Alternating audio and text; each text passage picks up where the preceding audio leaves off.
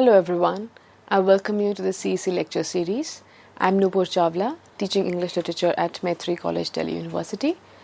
Today's lecture is based on very popular play by the American playwright Edward Albee, and the play is called Who's Afraid of Virginia Woolf. In the previous lecture, we did take a look at some background of the playwright, and we kind of charted some kind of a trajectory of his writings. What are some of the important trends which are associated with his works, and we also kind of did take a look at, in all this framework, where does this play which is in discussion today, where does that stand, right? And to just very briefly mention, we see that how this play was the first one to achieve both critical and popular acclaim, and therefore it is till date considered to be one of the most seminal works by Edward Albee. Of course, he did write a lot of plays even later, because he was around till 2016. But then this play continues to come in reference at a lot of places on a lot of occasions. Now, we are going to begin this segment of the lecture with the point that we had kind of introduced and talked broadly about in the previous one, that is how this play is also associated with the theatre of the absurd, right? So we did discuss we did take an overview of what this movement, etc. is. But let's just go slightly deeper into this trend and try to understand. And then, try to understand that what were its features, etc. And then from there, we will try to, locate the play within this trend, right? So now the term theatre of the absurd actually comes from Martin Eslin's book, which is called The Theatre of the Absurd, right? Now, in that book, Martin Eslin talks about the dramatists who write from, and I quote, a sense of metaphysical anguish at the absurdity of human condition, unquote. So in his book, The Theatre of the Absurd, Martin Eslin is talking about those dramatists or playwrights who actually write from a sense of metaphysical anguish. Metaphysical anguish? So it's an anguish which goes beyond just the worldly, concerns, goes beyond just the physical concerns or the material concerns. But it's an anguish, but it's a pain which has other worldly elements as well. Now, other worldly elements, why? Because you see, even a belief in God, a belief in different value systems, all of those, they get questioned, and there's a deep sense of pain which is experienced by people. So Martin Eslin says that in this book, he talks about those dramatists who write from a sense of metaphysical anguish at the absurdity of the human condition. So where is this anguish coming from, or what is this anguish about? The anguish or the pain or the discomfort is about the absurdity of the human condition, right? And I did tell you that where was this coming from? This was coming from the world wars. Now, I will not go into the historical facts, because that is something we have discussed in the previous lecture. But we will now focus still more on the literary elements of this movement. Right now, if we talk about the features of the plays which belong to, or which are associated with, the trend theatre of the absurd, what exactly are the features, right? So let's just take a look at that. The first one is that you will notice that there's a lack of coherently developed situations. So the situations which are developed, they sometimes may not even have certain logic, right? So they may not be directly, having connecting links from A to B to C, right? So that kind of a coherence sometimes may be, missing in the plays belonging to this trend. The second thing that we say is that the characterizations of such plays are not rooted in the logic of motivation and reaction. Now, you see a lot of, what we are basically talking about are the, conventions of playwriting. Whenever a plot is constructed, it's supposed to be coherent, right? Where one thing leads to another, and that too in a logical sequence. But the first thing that we said was that plays belonging to this trend, they lack that kind of a coherence, right? The second thing is about the characterization. Now, you see generally in the plays, if you look at the traditional understanding of theatre and drama and how the plot, etc., are constructed. Now we see that the characters in those situations, characters in those texts or works, are generally constructed around this system of or this framework of motivation and reaction, right? So there's a motivation behind what they say and what they do, and what they do is generally like a reaction or a response to something which they experience, right? So one can very clearly see that where is a particular character coming from, why is he saying what he's saying, what are the circumstances that are making him behave the way he does. So you see, that's why motivation and reaction are what we kind of conventionally connect with the characterization in a play. But this is lacking in the case of the theatre of the absurd, right? So characterizations, we say, are not rooted in the logic of motivation and reaction, right? Now, the other thing that we also say about the plays belonging to this trend is that even the settings of the play, they do not always bear an intrinsic, realistic, or obvious relationship to the drama as a whole. So we first talked about the plot, then we talked about the characterization, and now we come to the settings. Now you see, the settings of these plays which belong to this trend, they do not always bear a realistic aspect. So which means what? That sometimes even the most unthought of things would be noticed on stage, right? This brings to mind this very popular absurd play by Ionesco, which is called as Rhinoceros. So in order to depict a totalitarian society, he makes up this idea that how there is rhinoceritis which has infested a city, and which means that people are now becoming rhinoceros, right? All the humans are turning into these animals. So what is this? This is a very it's an unrealistic setting, right? To bring to the fore the idea of totalitarianism, that how everybody is being being homogenized by this one logic or this one ideology. So that apart, so we say that the settings then are not realistic, right? Plus the fourth thing that we also say about the literary elements of the theatre of the absurd is that the use of language is not as a tool of logical communication, right? So language is not used to communicate logically, because we see that a lot of times there are these gaps in the dialogue. Sometimes it's even hard to make sense. Sometimes you feel that, oh, the sentence is broken.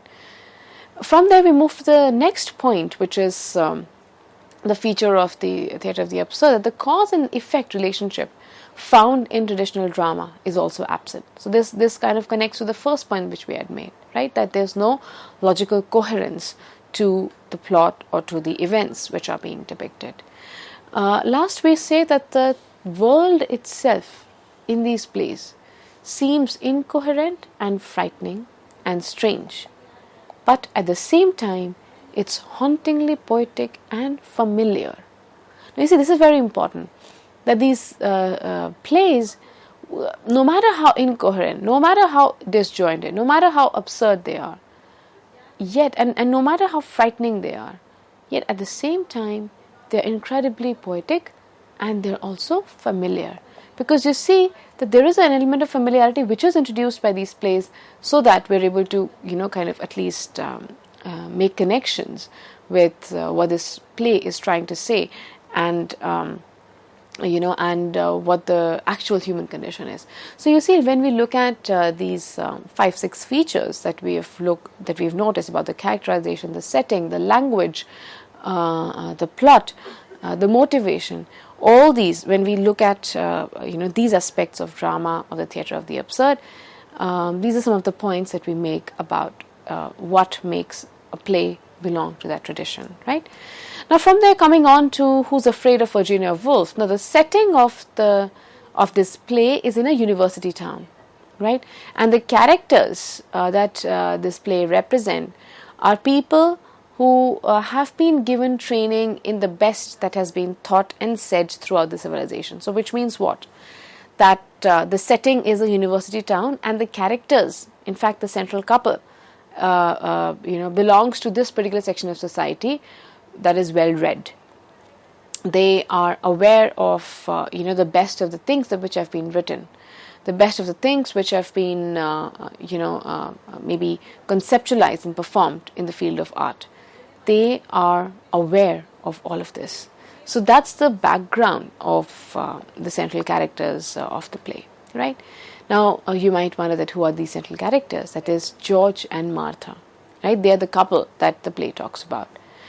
Now the place where the two central characters, George and Martha, live is actually called Carthage, right? Now it's the name of the ancient classical city which was the site of the love story of Dido and Aeneas, and was ultimately destroyed as it was a city of unholy loves, as St. Augustine referred to it.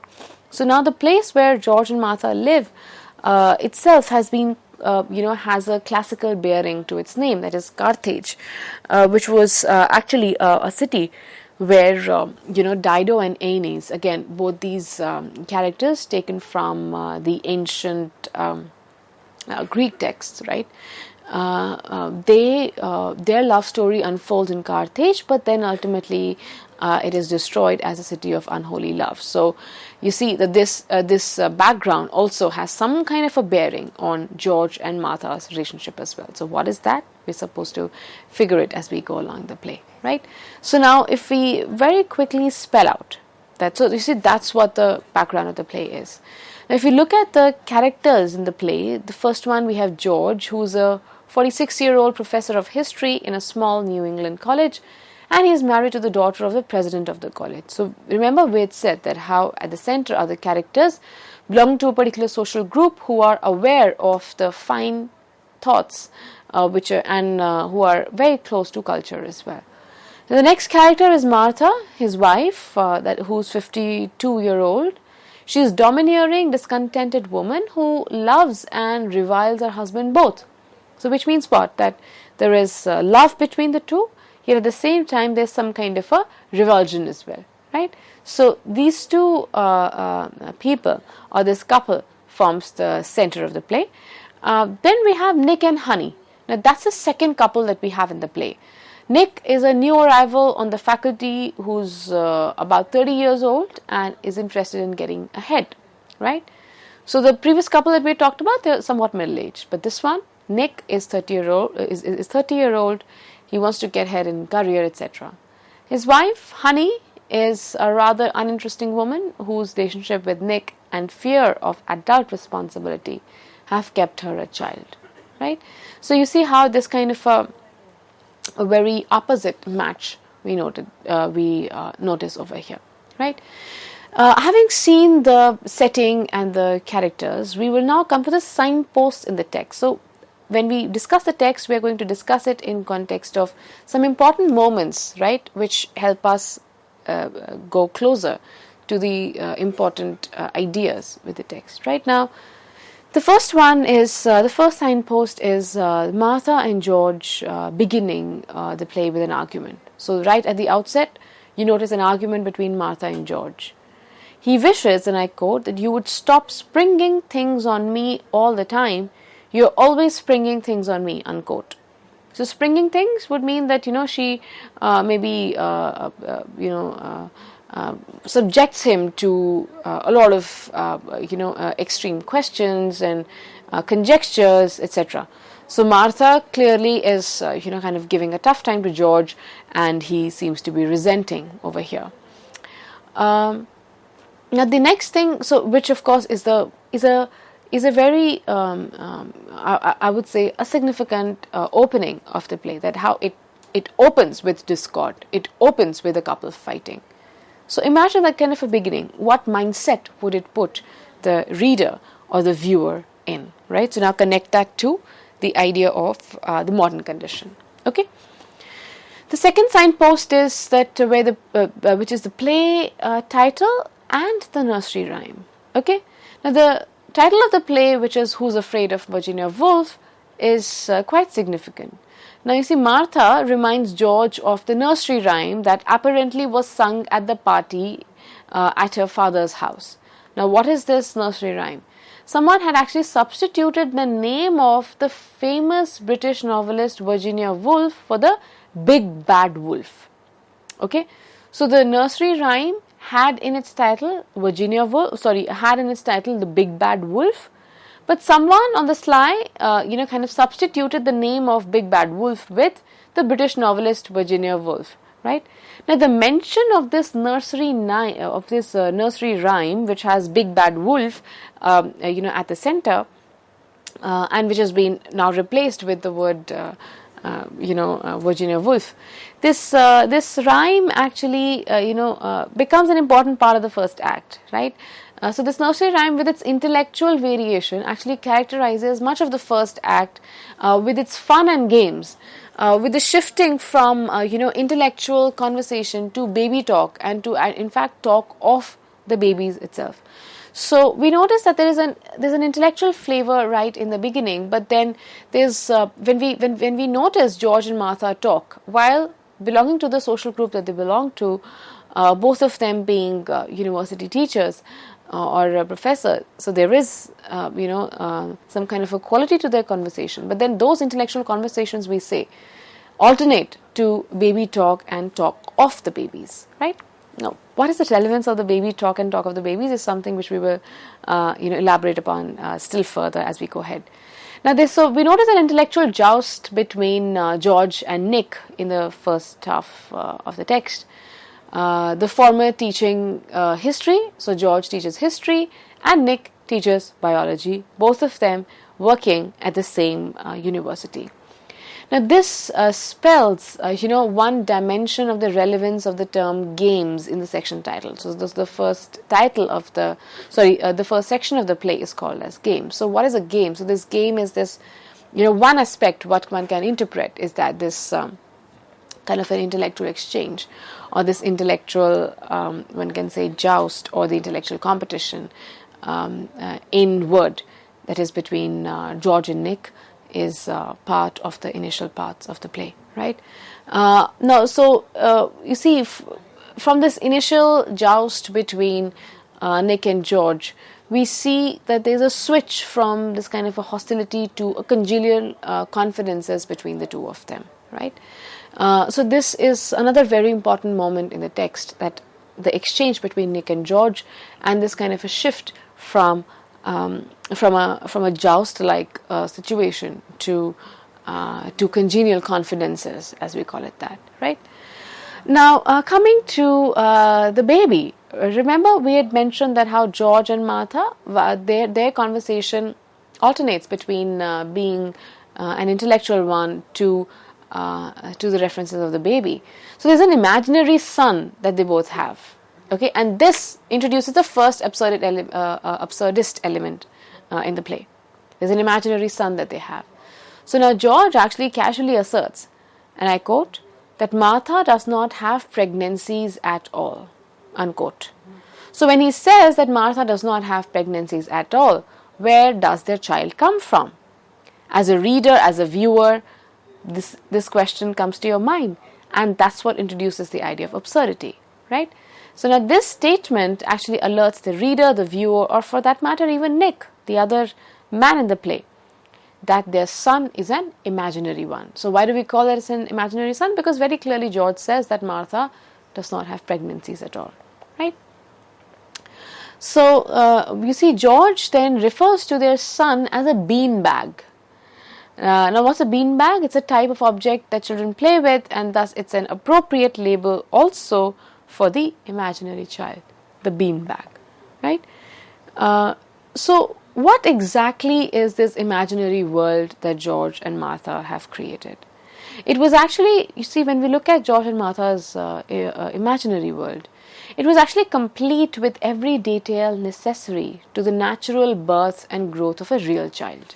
Okay? Now, the game had to be completely private between the two. Now, what is the game? The game is where both of them have assumed, or let's say that they pretend to have an imaginary child. So, this game is completely private to the couple. It could never be mentioned to an outsider. So, as long as it remained a private game, there could be all kinds of variations within the framework. So, this imaginary situation is kind of created by the couple, where they've imagined to the last detail the natural birth of their child, its growth, etc. And so this, absence of an actual child, but an assumption of his presence becomes a play or a game that we say is part of this text, and therefore also contributing to the absurdist elements, right? But yet, then you see, we notice that this kind of a framework exists, and so this clearly tells you a lot more about the imaginary child, right?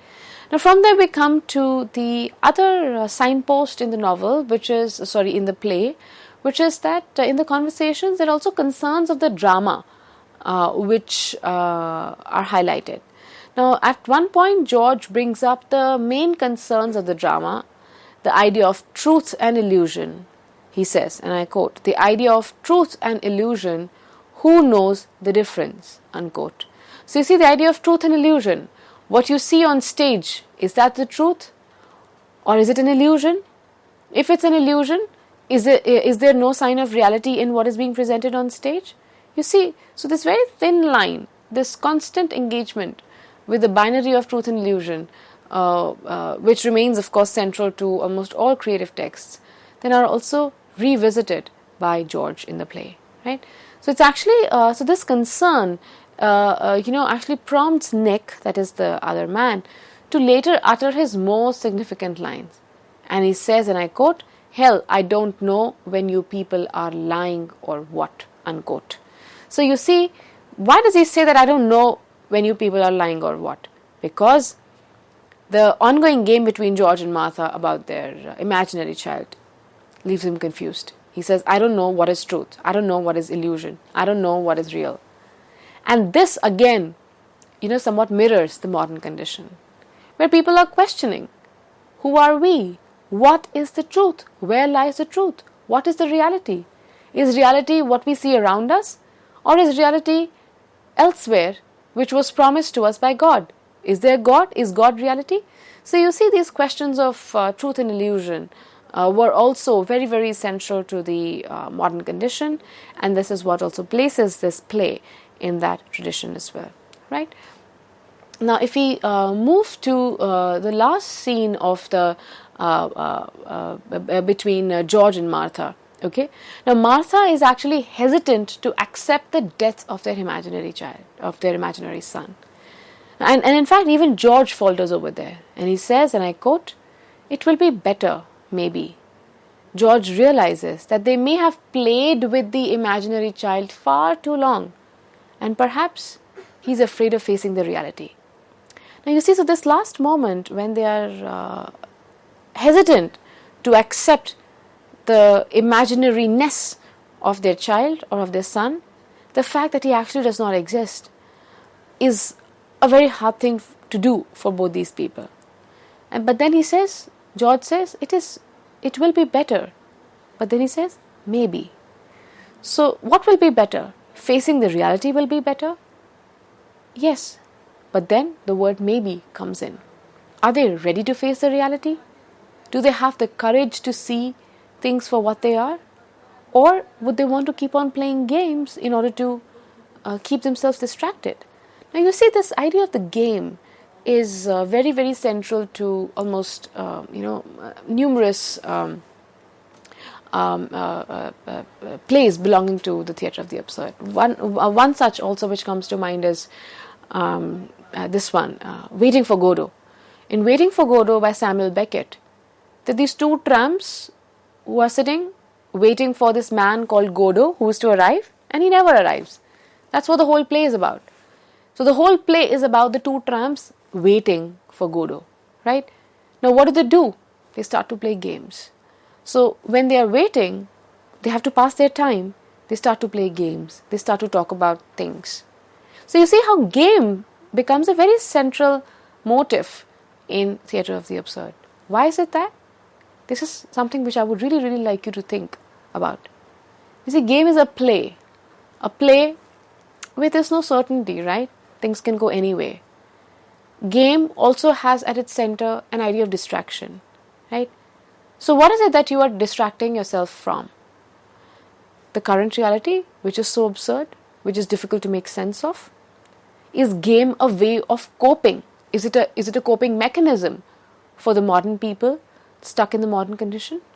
Why and how does this motif of the game kind of reappears even in Edward Albee? And here, game being the game of imagining a son that they don't have, an imaginary child, and it's a fantasy, or it's a imagination which is actually kind of constructed to the T, and it's also taken to its last logical conclusions. So while all these elements of the game do connect this to the absurd tendencies, but this also seems to somewhat tell us that perhaps does a game become a way of escaping the reality, a way of not wanting to face the truth, not wanting to face the harsh conditions of life, not wanting to face the important questions because people were not finding answers. Is that the reason why this motif of game becomes crucial to these texts? These are some of the questions which we need to really, really ask as we read these texts, and even this one, Who's Afraid of Virginia Woolf. In fact, the idea of game as an escape becomes still more pronounced when Martha says this in the play, and I'll just very quickly quote that. She said, "I don't suppose maybe we could." Now you see, George asks that it will be better maybe, and which is that accepting the truth. And then Martha says, "I don't suppose, but maybe we could." So she's unsure that whether they should really end this imagination of theirs. He says maybe, but maybe not, right? I don't suppose, but maybe we could. So the fact that they want to still somewhere continue living that imagination clearly tells us that maybe they could find some way, or how this game could further their escapism, right? So what we see is that both of them, Martha and George, they completely divest themselves of their illusions towards the end of the play, and now they have to face the reality completely alone. They are now two very frightened and pitiable characters, but they are also two human beings who communicate with each other with honesty and without illusion. So you see, this idea of escapism, this idea of play, this idea of game, this idea of facing the truth, or facing the reality, all these become quite essential elements which veer this play towards that of the absurd. Now you see, if we very quickly do a recap, this play, while at the at the center has a couple, in fact two, we have just four characters. So in terms of characterization, we don't see any absurdist elements, but you see the themes which this play adopts, the idea of the game, the idea of the imaginary child, the idea of that how there's a very abrupt shifts in their conversations. All these elements then somewhat make us think that perhaps this play can also be seen to have a shadow of the absurd as well, right? So having explored these themes, I would urge you to maybe read more plays written around this time, and perhaps or maybe explore still other plays by Edward Albee, and then see what a phenomenal English playwright he was. Thank you.